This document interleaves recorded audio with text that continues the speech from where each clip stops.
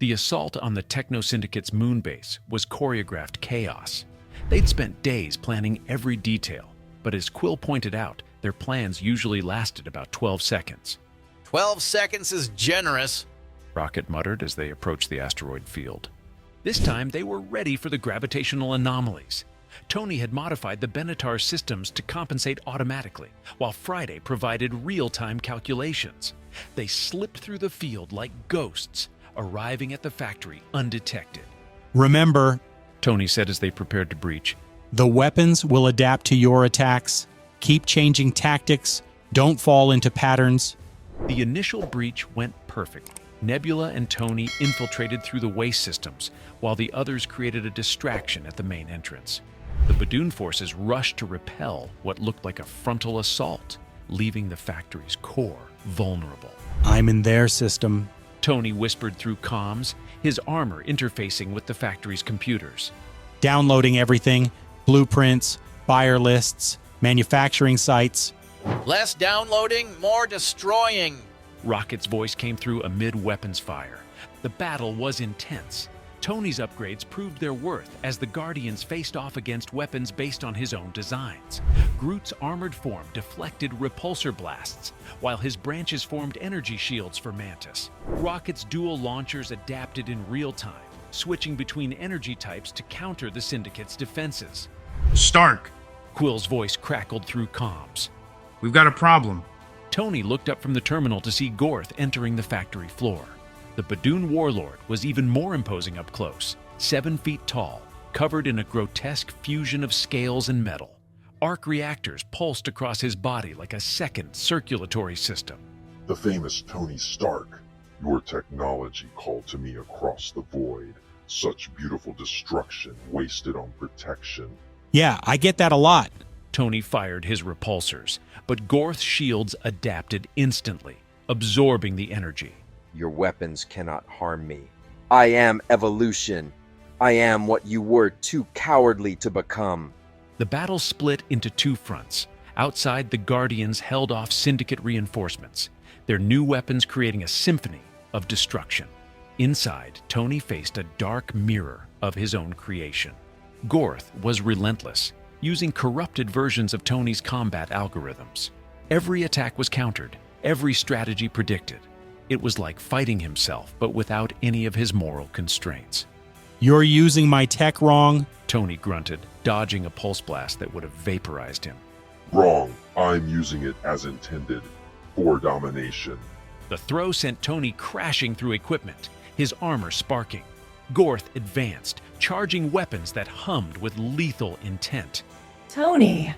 Nebula appeared, her enhanced cybernetics allowing her to move faster than Gorth could track. She struck at his arc reactors, causing him to stumble. The reactors, they're not properly synchronized. He jerry-rigged them without understanding the harmonics. The two worked in perfect synchronization. Tony's repulsors struck the first reactor, Nebula's blade found the second, and together they targeted the center. The result was explosive. Gorth's systems turned against each other, creating a cascade failure. Impossible. I am perfection. No, you're a cheap knockoff.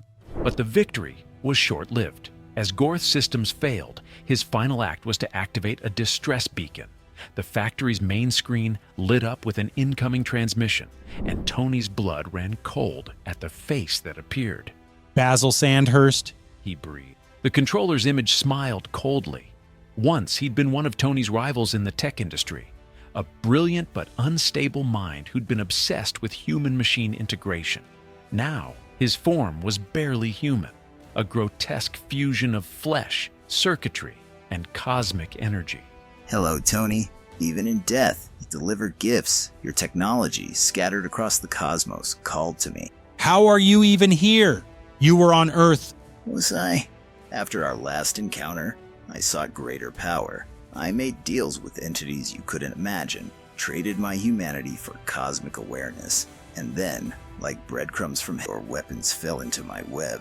The screen expanded, showing dozens of facilities across multiple systems. Each one was manufacturing corrupted Stark technology, building an army. You've given me the means to bring order to chaos. Every mind in the galaxy, linked through your neural interface technology. perfect control.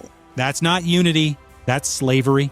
Semantics. In 3 cycles, my neural network, every sentient being within 1,000 light years, will be part of my consciousness. And it's all thanks to you, Tony. The transmission cut out, leaving the Guardians in stunned silence. Okay, Quill said after a moment. that guy seems worse than Gorth. He is. Tony's mind was already racing. The neural interfaces he's talking about, they were prototypes for helping paralyzed patients. If he's weaponized them on a galactic scale. We stop him. Drax said simply. We find him. We stop him. I am Groot. The tree's right. Rocket translated. We've faced worse odds. Have we, though? Quill asked. Because galactic mind control seems pretty bad. Tony looked at the data he'd downloaded from the factory. Manufacturing sites, supply routes, and at the center of it all, a location. A moon in the Arthros system, where the controller had built his primary facility. We can't take this on alone. Nebula said. We need allies. The Nova Corps remnants. Quill suggested. The Ravagers, maybe even... No, Tony interrupted. this is my mess, my technology. I won't drag anyone else into it. Too late. Rocket said, loading his weapons. We're already in it. That's what teams do, Stark. We share the stupid suicidal missions. I am Groot. Especially the stupid suicidal missions. Rocket agreed. They had 3 days. 3 days before the controller activated his neural network and enslaved a significant portion of the galaxy. The Guardians used every second, but Tony barely slept, haunted by the perversion of his creations. You're pushing too hard. Mantis found him collapsed over his workbench at 3 a.m., surrounded by holographic displays showing counter frequencies for neural interference. I can't fail. Not again. My weapons have caused so much damage. Ultron, the Mandarin's network, and now this. How many times do I have to learn the same lesson? You create to protect. Others corrupt that purpose. The failing is theirs, not yours. Tell that to everyone who's going to lose their free will because of my tech. Then we ensure they don't. You carry guilt like armor, Stark. But guilt without action is just weight. When did you become philosophical? I have always been philosophical. You just weren't listening. Despite the looming threat, or perhaps because of it, the Guardians found moments of connection. Rocket and Tony perfected their synchronized attack patterns. Nebula shared stories of her time with Tony during the 5-year gap, how his determination had kept her going. Even Groot, in his teenage way, tried to cheer Tony up with his video games. Why are you all doing this? Tony asked during a brief meal break. This isn't your fight. Sure it is. Quill said, mouth full of alien food. Threatening the galaxy? That's literally our job description. Plus, Rocket added. you upgraded my guns. That makes us friends. I am Groot. And you gave him gaming mode. Rocket translated. He's loyal for life now. The plan they developed was insane, even by Guardian standards. The controller's moonbase was too well defended for a direct assault. Instead, they would use Tony's technology against itself, creating a feedback pulse that would cascade through the neural network, destroying it from within. The only problem is that someone needs to be inside the network to direct the pulse. And once it starts, Whoever's inside doesn't come out. Nebula finished. I'll do it. Tony said immediately. No, the entire team responded. We've been over this. Rocket said. No more martyr complex. Then what do you suggest? Tony demanded. I am Groot. Everyone turned to look at the teenage tree. Actually, Rocket said slowly. that could work. The approach to the controller's moonbase was unlike anything they'd faced. The space around it writhed with neural energy, creating hallucinations and false readings. Shields holding. Tony reported, his modifications creating a barrier against the neural intrusion. But I don't know for how long. Long enough. Quill said, gripping the controls tightly. The base itself was a nightmare of organic technology and mechanical precision. Stark tech had been fused with alien neural tissue, creating a structure that seemed alive. Defensive platforms tracked their approach with disturbing intelligence. Remember the plan? Tony said as they prepared for insertion. Rocket and I handle the technical side, everyone else. Keeps you alive. Drax finished. We understand. I am Groot. Yes, you know your part. Rocket assured him. Just be careful, okay? The drop into the base was chaos. The controller had been expecting them, and his defenses were learning from every attack. Corrupted Stark drones adapted in real time, forcing the Guardians to constantly change tactics. Friday, randomize attack patterns every 3.7 seconds. Tony commanded, blasting through waves of neural-controlled soldiers. Already on it, boss. Though I must point out, this is completely insane. They fought their way deeper into the facility, each room revealing new horrors. Beings from dozens of species stood motionless, their minds already absorbed into the controller's network. Don't look at them. Nebula advised, pulling Mantis away from a group of neural-controlled children. We saved them by stopping this. The controller's voice echoed through the facility. Welcome, Guardians.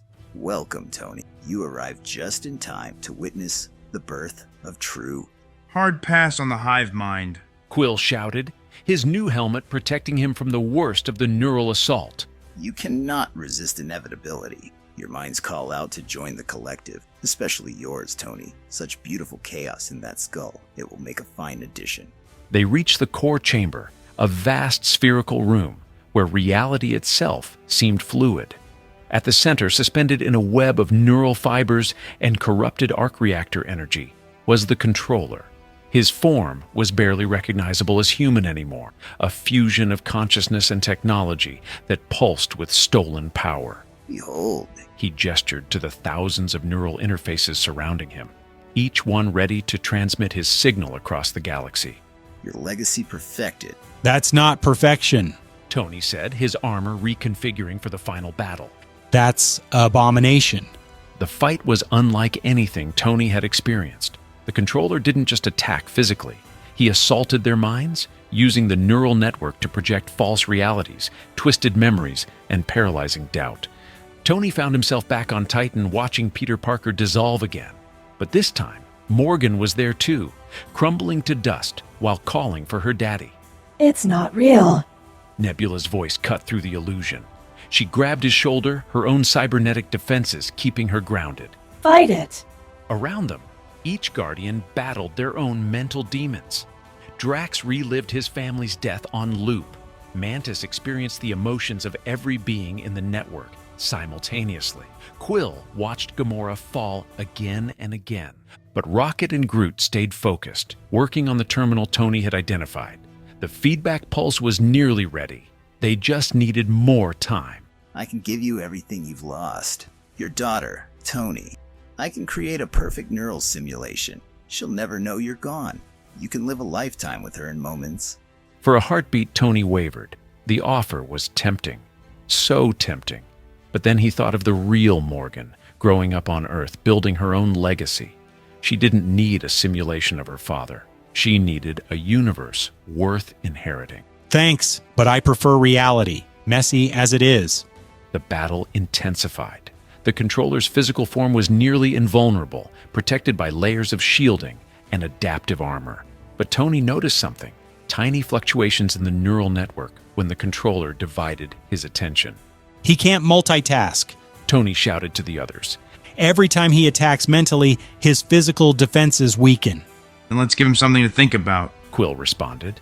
The Guardians coordinated their assault. Mantis pushed her abilities to the limit, flooding the controller with the emotions of his victims. Drax and Nebula attacked from opposite sides, forcing him to split his shielding. Quill's aerial maneuvers kept him off balance. Now, Rocket! Tony yelled. Almost there! Rocket's fingers flew over the interface. Groot, you're up! I am Groot. The teenager said solemnly.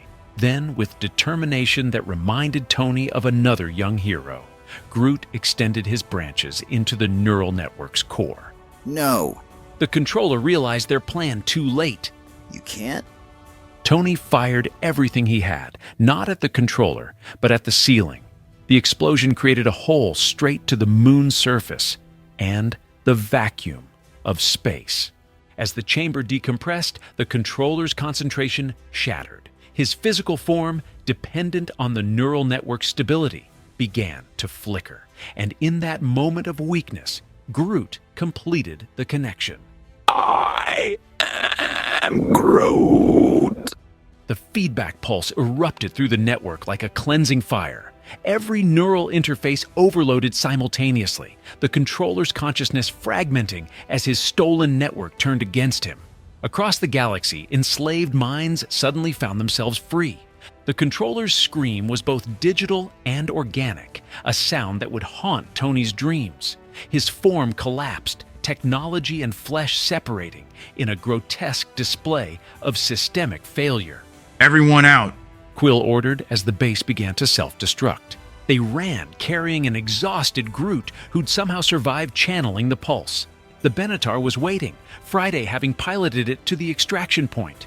They barely made it aboard before the entire moon cracked, the destruction of the neural network creating a chain reaction that tore the facility apart. As they watched the moon explode from a safe distance, Tony checked Groot's vital signs. The teenager was unconscious but stable, his unique physiology having protected him from the worst of the feedback. He's going to be okay, Tony said, relief evident in his voice. Course he is. Rocket said, though his eyes were suspiciously wet. He's tougher than he looks. We all are. Nebula added, looking pointedly at Tony. In the aftermath of the controller's defeat, the Guardians found themselves minor celebrities. The story of how they'd prevented galactic enslavement spread quickly, though Tony insisted on staying in the background. The Guardians saved the galaxy, he told anyone who asked. I just helped with the tech support. But there was still work to do. The controller's network was destroyed, but corrupted Stark technology remained scattered across the cosmos. Someone needed to track it down, contain it, and ensure it could never be misused again. So what's the plan? Quill asked one evening as they drifted in space, no particular destination in mind. Tony looked around at his unlikely family. These misfits had saved him in more ways than one. They'd given him purpose when he'd lost everything, shown him that heroism came in many forms. I've been thinking, what if we built something? A station, a lab, somewhere we could create defenses for systems that need them, help people protect themselves. Like a cosmic Stark Industries? More like a forge? The forge, building tools for peace, not weapons for war. I am Groot. The teenager, recovered from his ordeal, was enthusiastic. I like it. Nebula nodded. A base of operations would be strategically advantageous. Plus, I could finally have a proper workspace. Do you know how hard it is to build bombs in a cramped ship? The forge took shape over the following months. Built from salvaged ships and cutting-edge technology, it became a haven for innovation and protection.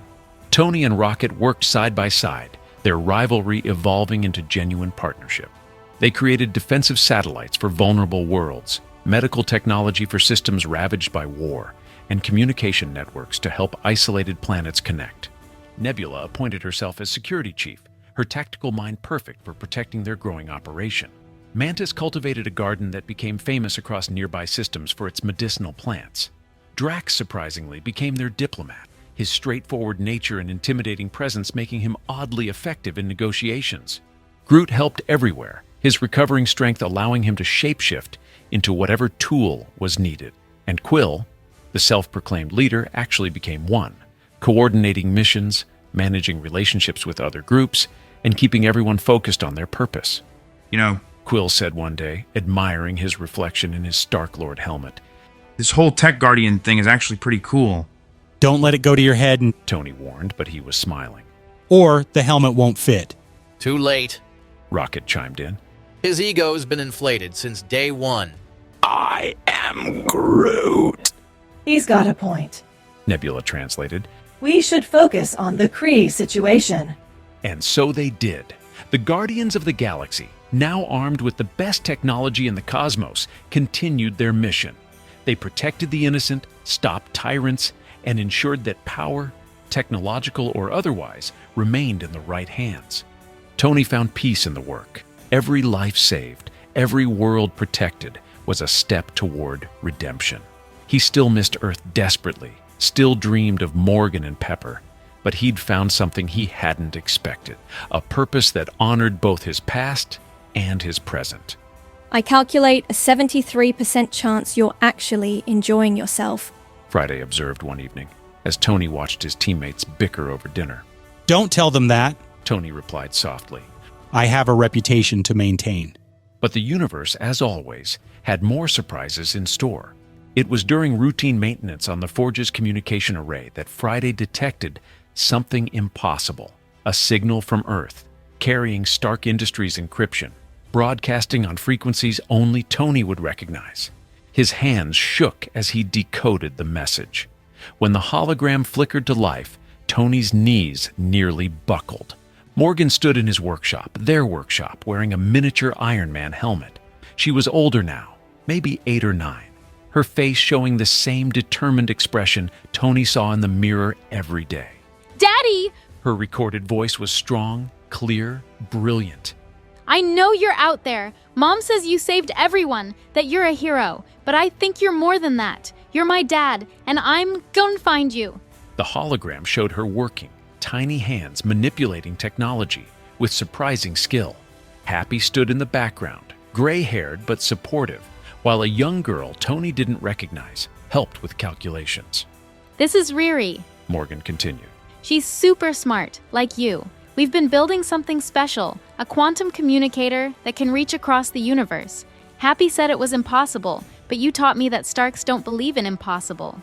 Tony watched, tears streaming down his face, as his daughter explained her invention. The technical specifications were brilliant, showing an understanding of quantum mechanics that would challenge most physicists. She was her father's daughter in every way. We can't bring you home yet, Morgan admitted. But we're working on it. Every day, we get a little closer. Riri thinks if we can stabilize the quantum tunnel with an arc reactor array, well, you'd understand better than me explaining it. The message shifted, becoming more personal. I miss you, Daddy. Mom misses you too. She talks to your picture every night, tells you about our day. Peter comes by sometimes. He's Spider-Man all the time now. He says you'd be proud. Morgan pulled off the helmet, revealing her face fully. She looked so much like Pepper, but her eyes, those were pure Stark. I love you 3,000, she said, the old phrase hitting Tony like a physical blow. And I'm coming to find you. Just stay safe until I do, okay? The universe needs Iron Man, but I need my dad. The hologram faded, leaving Tony standing in silence. He wasn't aware of the other Guardians gathering until Rocket spoke. Your kid's a genius, the raccoon said softly. Building quantum tech at that age? Damn. She's perfect, Tony whispered. So what do we do? Quill asked. Try to send a message back? Tony stared at the empty space where Morgan's image had been. His daughter was growing up brilliant, determined, and brave, and she was becoming her own hero, forging her own path. We make sure the universe is ready for her. When she gets here, and she will get here, I want her to see what we've built. A galaxy worth exploring, worth protecting. I am Groot. The tree's right, Rocket translated. We better get to work then. 6 months later, the Forge had become a beacon of hope in the cosmic community. Species from across the galaxy sought their protection, their innovation, their unique brand of chaotic heroism. Tony Stark, the man who'd once proclaimed himself Iron Man to the world, had become something more, a guardian, a protector, a builder of bridges between worlds. He stood on the observation deck watching the stars wheel by. Somewhere among them was Earth, was home, was Morgan working tirelessly to reach him. The distance didn't seem so insurmountable anymore. Brooding again. Nebula joined him, as she often did during quiet moments. Morgan will find a way, Nebula said with certainty. She's a Stark. That's what worries me. Tony chuckled. Stark's stubbornness, combined with Pot's determination, the universe isn't ready. Then we'll make it ready, Drax said, entering with the others. They'd finished their latest mission, stopping a trafficking ring that had been using corrupted Stark tech. I am Groot. A party? Rocket translated. Kid, we just saved a solar system. I think we've earned a party. As the Guardians descended into their usual chaotic celebration, Tony found himself smiling. This wasn't the life he'd planned, wasn't the ending he'd expected, but it was real. It was his, and it mattered. Friday, he said quietly. start calculating quantum communication improvements. If Morgan can send messages, maybe we can find a way to send one back. Already on it, boss. Estimated time to breakthrough. Unknown. But as someone once said, Starks don't believe in impossible. No. Tony agreed, watching his found family argue over music choices while Groot played his games. The Benatar 2.0, upgraded and ready, sat in the docking bay. Tomorrow would bring new challenges, new threats to peace, new opportunities to protect the innocent. But tonight, the Guardians of the Galaxy, all of them, adopted Earth genius included, were home. And somewhere in the vast cosmos, a brilliant young girl worked on impossible equations, driven by love and legacy, reaching across the stars for her father. The universe held its breath, waiting to see what wonders the next generation of Starks would bring. Tony Stark had snapped his fingers and saved the universe. But his greatest adventure, protecting it alongside the Guardians while waiting for his daughter to achieve the impossible, had just begun. After all, love, like genius, knows no bounds, not even the vast, infinite expanse between stars. If you enjoyed this journey into the shadows of what might have been, remember to hit that subscribe button and join us for more explorations of the infinite possibilities within that galaxy far, far away.